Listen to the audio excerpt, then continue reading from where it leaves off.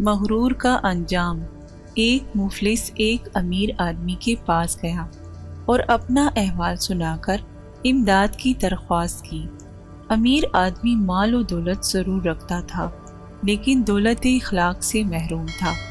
اس نے سائل کو خوب ڈانٹا اور غلاموں کو حکم دیا کہ دھکے دے کر اسے باہر نکال دو۔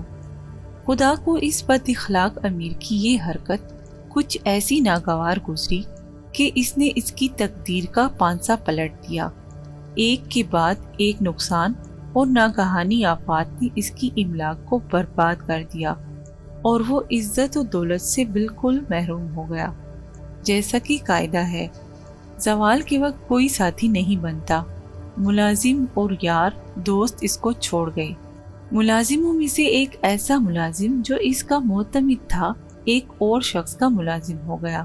کچھ عرصے بعد ایک دن یہ خادم اپنے نئے آقا کو کھانا کھلا رہا تھا کہ کسی فقیر نے دروازے پر آ کر صدا لگائی۔ یہ امیر نیک خو اور خدا ترس تھا۔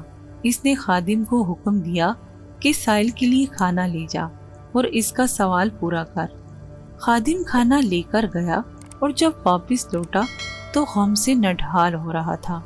اس کے آنسو بہہ رہے تھے جیسے اسے کوئی بہت بڑا صدمہ پہنچا ہو۔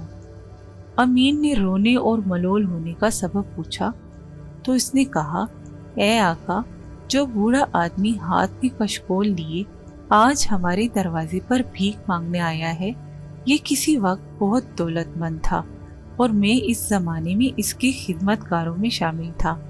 آج اسے ایسی خراب حالت میں دیکھ کر میرا دل بے چین ہو گیا ہے۔ امیر آدمی نے خادم کی یہ بات سن کر کہا، تو نے اسے تو پہچان لیا، لیکن مجھے بھی پہچانتا ہے۔ میری طرف دیکھ، میں وہی سائل ہوں جو ایک دن تیرے پہلے آقا کے پاس گیا تھا اور اس نے مجھے بے آبرو کر کے اپنے گھر سے نکال دیا تھا۔ آج تو اسے جس حالت میں دیکھ رہا ہے، یہ یقیناً اس کے برے اعمال کا نتیجہ ہے۔ خدا نے اسے اپنے فضل و کرم سے نوازا تو وہ فرعون بے سامان بن گیا۔ اگر وہ ایسا نہ کرتا تو اس حال کو نہ پہنچتا۔